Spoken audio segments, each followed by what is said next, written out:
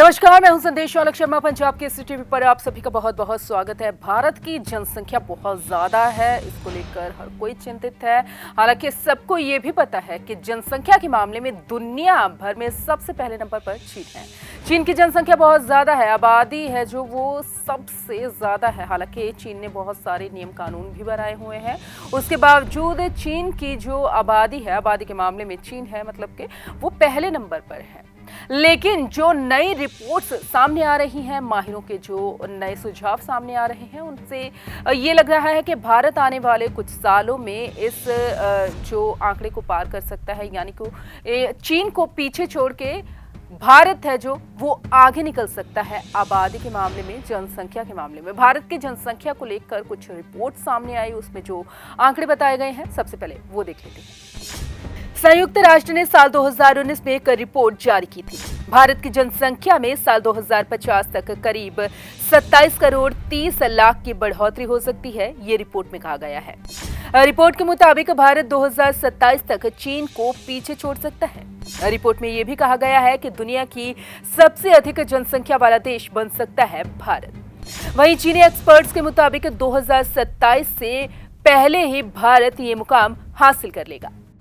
अब भारत की तुलना चीन से हो रही है क्योंकि चीन की आबादी बहुत ज़्यादा है, चीन की जनसंख्या बहुत ज़्यादा है, और जब ये बात कही जा रही है कि भारत चीन को भी पीछे छोड़ सकता है, यानी कि भारत में जो जनसंख्या है वो इतनी ज़्यादा बढ़ रही है कि आने वाले कुछ ही सालों में भारत चीन को पीछे छोड़ देगा और नंबर 1 पर पहुंच जाएगा। इससे पहले ये भी जानना ज़रूरी है कि जो आंकड़े हैं, रिपोर्ट्स के जो आंकड़े हैं, वो चीन के बारे में क्या कहते हैं। 2019 में भारत की जनसंख्या करीब 1.37 अरब जबकि चीन की 1.47 अरब थी। यूएन की रिपोर्ट में यह दावा किया गया। चीन की आबादी 2019 की तुलना में 0.53% बढ़कर 1.4178 अरब हो गई। हालांकि देश में जनसंख्या वृद्धि की यह दर सबसे धीमी है, लेकिन चीन का सबसे ज्यादा आबादी वाला देश का दर्जा अभी भी बरकरार है। चीन 1990 के दशक से हर 10 साल पर राष्ट्रीय जनगणना कराता है।